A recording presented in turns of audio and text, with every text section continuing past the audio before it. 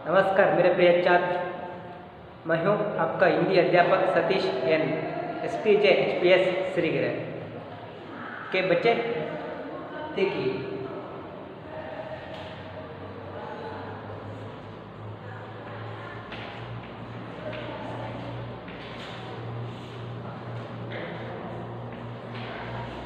पाठ 3, मेरा देश मेरी माँ। मेरा देश मेरी माँ।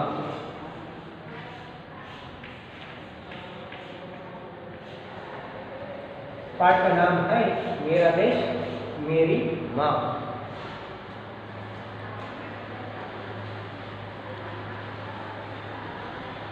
ಭಾರತೀಯ ಸೇನೆಯಲ್ಲಿರ್ತಕ್ಕಂತಹ ಒಬ್ಬ ವ್ಯಕ್ತಿ ಅಂದರೆ ಪ್ರತಿಯೊಬ್ಬ ಸೈನಿಕರು ಕೂಡ ಆ ಒಂದು ರಜದ ದಿನಗಳನ್ನು ಕಳೀಲಿಕ್ಕೋಸ್ಕರ ಅವರು ತಮ್ಮ ತಮ್ಮ ಊರುಗಳಿಗೆ ಹೋಗಿ ತಮ್ಮ ತಮ್ಮ ಮನೆಗಳಲ್ಲಿ ಆ ರಜಾ ದಿನಗಳನ್ನು ಕಳೆಯುತ್ತಾ ಇರ್ತಾರೆ.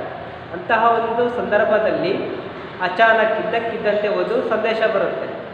ಅಂದರೆ ವೈರಿಗಳು ನಮ್ಮ ಭಾರತದ ಮೇಲೆ ಆಕ್ರಮಣವನ್ನು ಮಾಡಿದ್ದಾರೆ, ಆದ ಕಾರಣ ನೀವು ತುರ್ತಾಗಿ ಅಂದರೆ ಬೇಗನೆ ನೀವು ನಿಮ್ಮ ಕರ್ತವ್ಯಕ್ಕೆ ಹಾಜರಾಗಬೇಕು ಅನ್ನುವಂತಹ ಒಂದು ಸಂದೇಶ ಏನಾಗುತ್ತೆ ಪ್ರತಿಯೊಬ್ಬ ಸೈನಿಕರಿಗೂ ಕೂಡ ರವಾನೆ ಆಗುತ್ತೆ.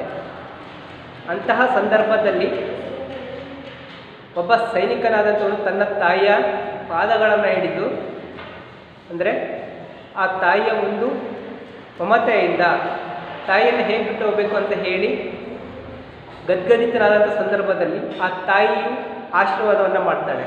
ಮಗನೇ, ನಾನು ನಿನಗೆ ಹೇಗೆ ಮುಖ್ಯವೋ ಹಾಗೆಯೇ ರಾಷ್ಟ್ರ ಸೇವೆ ಅಂದರೆ ದೇಶ ಸೇವೆಯನ್ನು ಮಾಡ್ತಕ್ಕಂಥದ್ದು ಕೂಡ ಪ್ರತಿಯೊಬ್ಬ ಭಾರತೀಯ ನಾಗರಿಕನ ಒಂದು ಕರ್ತವ್ಯ. ಹಾಗಾಗಿ ನೀನು ಆ ಒಂದು ಯುದ್ಧದಲ್ಲಿ ಭಾಗಿಯಾಗು, ಹೋರಾಡು. ಸೈನಿಕನಾದವನು, ಭಾರತೀಯ ಸೈನಿಕನಾದವನು ಯಾವತ್ತೂ ಕೂಡ ಎದೆಯನ್ನು ಕೊಟ್ಟು ನಾವು ಹೋರಾಡಬೇಕೇ ಹೊರತು ಯಾವತ್ತೂ ಕೂಡ ನಾವು ಬೆನ್ನನ್ನು ತೋರಿಸಿ ಹಿಂದಕ್ಕೆ ಬರಬಾರ್ದು ಎಂಬಂತಹ ಒಂದು ಹೇಳಿಕೆಯನ್ನು, ಒಂದು ಮಾತನ್ನು ಆ ತಾಯಿ ತನ್ನ ಮಗನಿಗೆ, ಸೈನಿಕನಾದಂತಹ ತನ್ನ ಮಗನಿಗೆ ತಿಳಿಸ್ತಾಳೆ. ಆ ಒಂದು ಸಂದರ್ಭದಲ್ಲಿ ಆ ವ್ಯಕ್ತಿ, ಸೈನಿಕನಾದಂತಹ ಒಬ್ಬ ವ್ಯಕ್ತಿ ಆ ಒಂದು ರಜಾ ದಿನಗಳನ್ನು ಕಳೀಲಿಕ್ಕೆ ಬಂದಂತಹ ವ್ಯಕ್ತಿ ಪುನಃ ಸೇನೆಗೆ ವಾಪಸ್ಸಾಗಿ ಹೋಗ್ತಕ್ಕಂಥ ಸಂದರ್ಭವನ್ನು ನಾವು ನೋಡಿದ್ವಿ. ಮುಂದುವರೆದು ಅವನು ಯುದ್ಧಕ್ಕೆ ತೆರಳಿದಂತಹ ಸಂದರ್ಭದಲ್ಲಿ युद्ध भीषण रूप से फैलता जा रहा था। इच्चोगिल नहर का मोर्चा भारतीय सेना के लिए चुनौती की दीवार बन खड़ा था। प्रश्न उठा, इस अभेद्य दीवार को तोड़ने की जिम्मेदारी कौन निभाएंगे? कार्य आसान नहीं था, सीधे मौत के साथ जूझना था, पर वीर कभी मौत के भय से रुके हैं। तुरंत एक वीर ने इसका दायित्व स्वीकार कर लिया। ये गांव से आए हुए वही मेजर थे। मौत की परवाह किए बिना मेजर ने मोर्चा संभाल लिया। वे धीरे धीरे आगे बढ़ने लगे। दिल दहलाने वाली गोलियां का शोर कानों के पर्दों का फाड़ने की कोशिश कर रहा था। मेजर पर देशभक्ति का जोश पूरी तरफ छाया हुआ था। मौके का इंतज़ार किया जाया इतना समय भी नहीं था, इसलिए वे धड़ाधड़ गोलीबार करते हुए दुश्मन के टोंकों को ध्वस्त करते आगे बढ़ रहे थे। तभी दुश्मन की कई गोलियां एक साथ सनसाती हुए आई और मेजर के हाथ व पेट में घुस गए। मगर भारतीय परंपरा सीने पर गोली खाने की है, पीठ पर नहीं। माँ के ये शब्द प्रेरणा दे रहे थे। वे चोट की परवाह किए बगैर आगे बढ़ते रहे और गोलियां आ आकर उनके सीने में घुसती गईं। स्थिति को समझते हुए उनको पीछे हटने का आदेश जारी किया गया, पर मेजर के कदम रुके नहीं। दुश्मन के सारे टोंकों को ध्वस्त कर विजयश्री को गले लगाकर ही उन्होंने दम लिया। तुरंत ही अमृतसर के सैनिक अस्पताल में उन्हें लाया गया, पर तब तक पूरा सीना गोलियां से छलनी हो चुका था। रुंध गले से अधिकारियों ने पूछा, आपकी कोई अंतिम इच्छा है? गोलियां सीने में कसक रही थीं, पर मेजर ने चेहरे पर मुस्कान लाते हुए कहा, हाँ है। मेरी माँ तक संदेश पहुँचा देना। तुम्हारे बेटे ने गोलियां सीने पर ही खाई हैं, पीठ पर नहीं। जानते हैं ये बहादुर कौन थे? ये भारतीय सेना के अफसर मेजर आशाराम त्यागी थे, जिन्होंने मां के वचनों का पालन करते हुए अपनी मातृभूमि की रक्षा के लिए प्राणों की बचा लगा दी। दीपक बुझ गया और उसकी अमर ज्योति युगों तक देशभक्तों को राह दिखाती रहेगी। ओके बच्चे, देखिए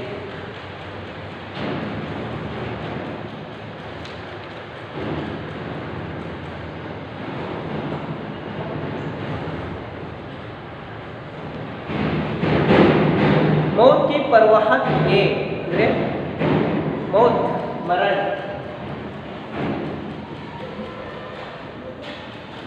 मौत का अर्थ है मरण।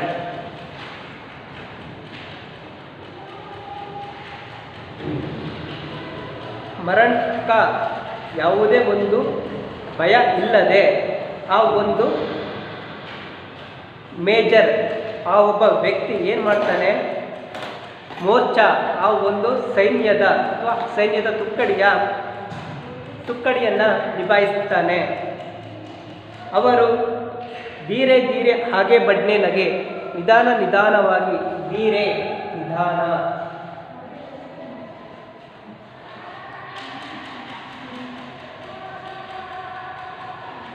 ನಿಧಾನಗತಿಯಲ್ಲಿ ಮುಂದುವರಿತಾ ಹೋಗ್ತಾರೆ ಸೈನಿಕರು। ದಿಲ್ ದಹಲ್ನೆ ವಾಲೆ ಗೋಲಿಯಾ,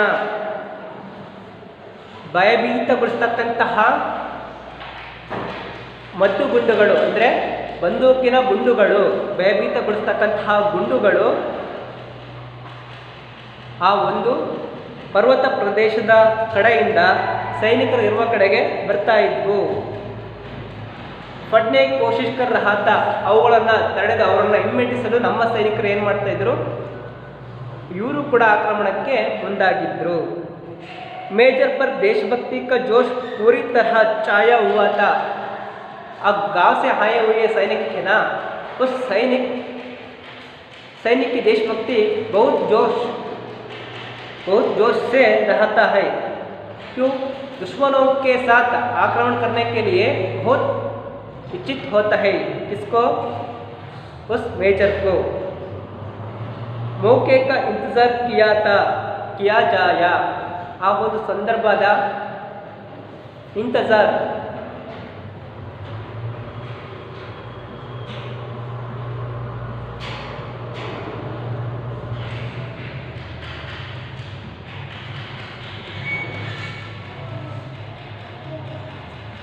ಕಾಯುವಿಕೆ, ಆ ಒಂದು ಸಂದರ್ಭದ ಕಾಯುವಿಕೆ, ಇಂತಜಾರ್,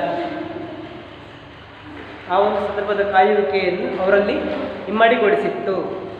इतना समय भी नहीं था, ಅವರಲ್ಲಿ ಸಾಕಷ್ಟು ಸಮಯ ಕೂಡ ಇರಲಿಲ್ಲ। इसलिए वे धड़ाधड़ गोलीबार करते हुए दुश्मनों के टोंकों को ध्वस्त करते आगे रहे थे। ಆ ಒಂದು ಸೈನ್ಯದ ಮುಂದಾಳತ್ವವನ್ನು ವಹಿಸಿದ್ದಂತಹ, ಜವಾಬ್ದಾರಿಯನ್ನು ನಿಭಾಯಿಸತಕ್ಕಂತಹ ಒಂದು ಉತ್ತರದಾಯಿತ್ವವನ್ನು ವಹಿಸಿಕೊಂಡಂತಹ ಮೇಜರ್, ಆ ಸೇನೆಯ ಮುಖ್ಯಸ್ಥ ಏನಿರ್ತಾನೆ ಅವನು ಶತ್ರುಗಳೊಂದಿಗೆ ದುಶ್ಮನ್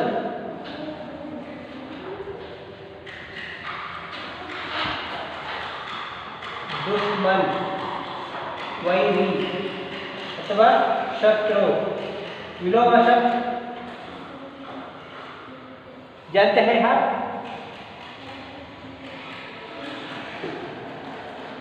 मित्र स्नेहिता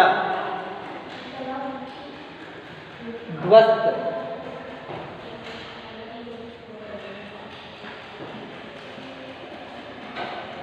ना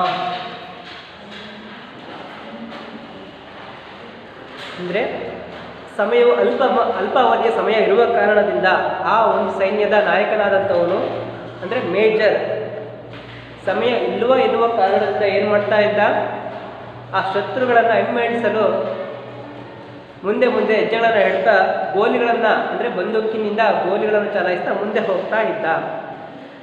ತಬಿ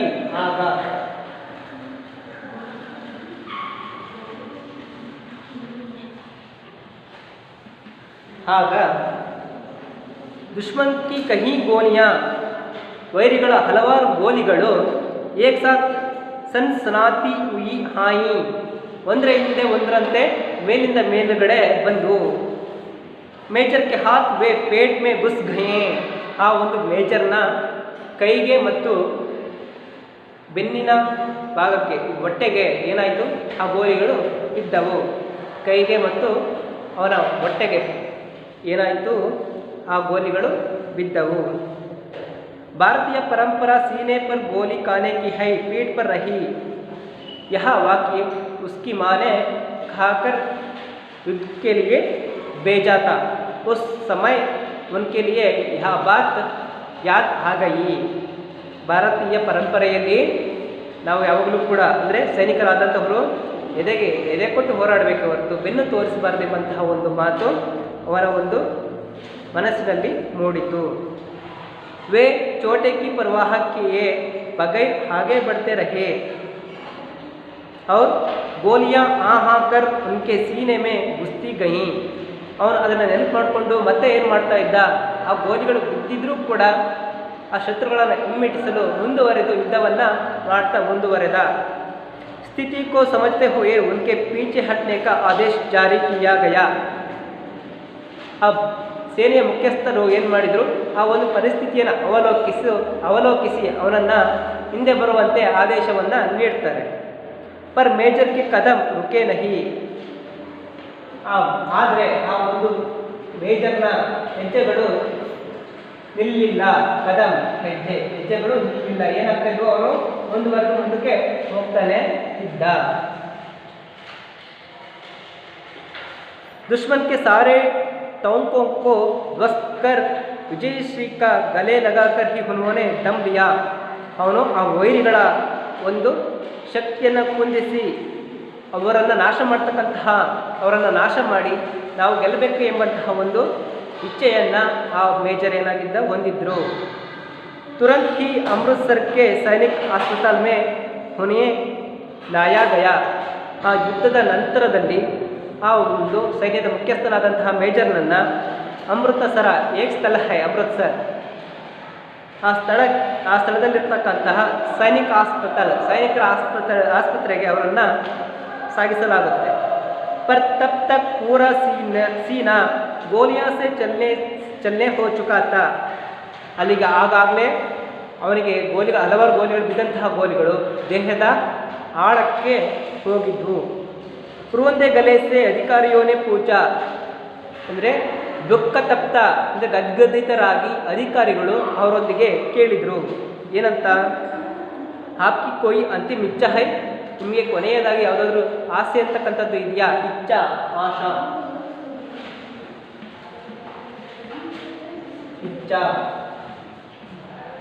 ಆಶಾ ಅಥವಾ ಆಸೆ, ನಿಮಗೆ ಅಂತಿಮವಾಗಿ ಏನಾದರೂ ಆಸೆ ಅಂತಕ್ಕಂಥದ್ದು ಏನಾದರೂ ಇದೆಯಾ ಎಂಬಂತಹ ಒಂದು ಮಾತನ್ನು ಅಧಿಕಾರಿಗಳು ಕೇಳ್ತಾರೆ. ಆಗ ಗೋಲಿಯಾ ಸೀನೆ ಮೇ ಕಸಕ್ ರಹಿ ಥಿ ಪರ್ ಮೇಜರ್ನೆ ಚಹರೆ ಪರ್ ಮುಸ್ಕಾನ್ ಲಗಾನೆ ಹುಯೇ ಕಹಾ.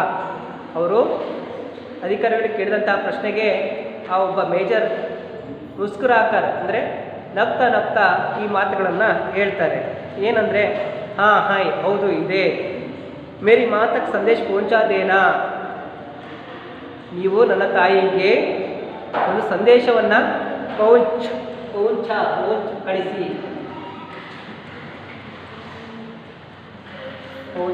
ಕಳಿಸಿ, ನೀವು ನನ್ನ ತಾಯಿಗೆ ಒಂದು ಸಂದೇಶವನ್ನು ಕಳಿಸಿ. ತುಮಾರ ಬೇಟೆನೆ ಗೋಲಿಯ ಸೀನೆ ಪರ್ ಹಿ ಕಾಯಿ ಹೈ, ನಿನ್ನ ಮಗ ಗೋಲಿಗಳನ್ನು ಎದೆಗೆ ನೇರವಾಗಿ ಎದೆಗಳಿಗೆ ಅವನು ಅರ್ಪಿಸಿಕೊಂಡಿದ್ದಾನೆ. ಪೀಠ್ ಪರ್ ನಹಿ, ಬೆನ್ನಿಗೆ ಅಲ್ಲ ಎಂಬಂತಹ ಒಂದು ಮಾತನ್ನು ನನ್ನ ತಾಯಿಗೆ ಹೇಳಿ ಎಂಬಂತಹ ಹೇಳಿಕೆಯನ್ನು ಆ ಒಬ್ಬ ಮೇಜರ್ ಹೇಳ್ತಾನೆ. ಜಾನ್ತೆ ಹೈ ಏ ಬಹಾದೂರ್ ಕೋನ್ತೆ, ನಿಮಗೆ ಗೊತ್ತಾ ಆ ಬಹಾದೂರ್ ಅಂದರೆ ಧೈರ್ಯಶಾಲಿ, ಬಹಾದೂರ್ ಧೈರ್ಯಶಾಲಿ.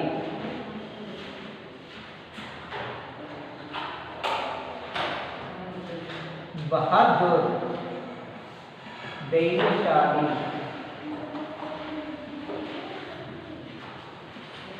ಆ ಧೈರ್ಯಶಾಲಿ ಯಾರು ಅಂತ ಹೇಳಿ ನಿಮಗೆ ಗೊತ್ತಾ?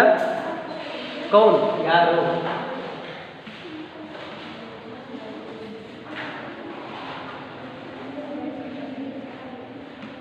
ಆ ಧೈರ್ಯಶಾಲಿ ಯಾರು ಅಂತ ಹೇಳಿ ನಿಮಗೆ ಗೊತ್ತಾ ಎಂಬಂತಹ ಒಂದು ಮಾತನ್ನು ಕೇಳ್ತಾರೆ. ये ಭಾರತೀಯ ಸೇನಾ ಕೆ ಅಫ್ಸರ್ ಮೇಜರ್ ಆಶಾರಾಮ್ ತ್ಯಾಗಿ थे, ಅವರು ಬೇರೆ ಯಾರು ಅಲ್ಲ, ನಮ್ಮ ಭಾರತೀಯ ಸೇನೆಯ ಮೇಜರ್ ಆಗಿರ್ತಕ್ಕಂತಹ ಆಶಾರಾಮ್ ತ್ಯಾಗಿ. ಸೇನಾ ಕहा जाता है, ಸೇನಾ ಫೌಜ್ ಅಂದರೆ ಸೇನೆ.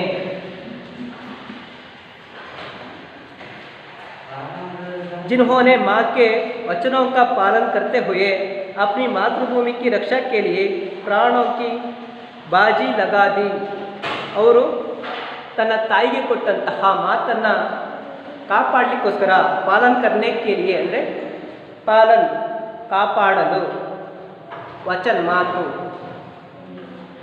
ವಚನ್ ತನ್ನ ತಾಯಿ ಕೊಟ್ಟಂತಹ ಮಾತನ್ನು ಅವರು ಪಾಲಿಸಬೇಕು ಎಂಬಂತಹ ಒಂದು ಕಾರಣದಿಂದ ಮಾತೃಭೂಮಿಗೆ ರಕ್ಷಾಕ್ಕೆ ಲಿಯೆ, ಮಾತೃಭೂಮಿಯ ಅಂದರೆ ಈ ನಮ್ಮ ತಾಯ್ನಾಡಿನ ರಕ್ಷಣೆಗಾಗಿ ಪ್ರಾಣೋಂಕಿ ಬಚಾ ಲಗಾದಿ, ತನ್ನ ಪ್ರಾಣವನ್ನೇ ಕೂಡ ಅವರು ಅರ್ಪಿಸಿಕೊಂಡರು. ದೀಪಕ್ ಬೂಜ್ ಗಯಾ ಪರ್ ಉಸ್ಕಿ ಅಮರ್ ಜ್ಯೋತಿ युगों तक ದೇಶಭಕ್ತೋं को राह दिखाती रहेगी. ಅವರ ಒಂದು ಹಾಕಿಕೊಟ್ಟಂತಹ ದಾರಿ ಅಥವಾ ಅವರು ತೋರಿಸಿದಂತಹ ಒಂದು ವೀರತ್ವ ಅಥವಾ ಧೈರ್ಯದ ಒಂದು ನಡೆ ಅವರ ಒಂದು ಅಮರ ಜ್ಯೋತಿ ಅಂದರೆ ಅವರ ಒಂದು ಸಾಧನೆ ಎಲ್ಲಿವರೆಗೂ ಇರುತ್ತೆ ಅಂದರೆ ಯುಗಗಳು ಕಳೆದರೂ ಕೂಡ ಅವರ ಒಂದು ದೇಶಭಕ್ತಿ ಕೊನೆಯವರೆಗೂ ಕೂಡ ನಮ್ಮಲ್ಲಿ ಅಚಲವಾಗಿರುತ್ತೆ ಎಂಬಂತಹ ಒಂದು ಹೇಳಿಕೆಯನ್ನು ಈ ಒಂದು ಪಾಠದಲ್ಲಿ ನಾವು ಗಮನಿಸಬಹುದು. Thank you.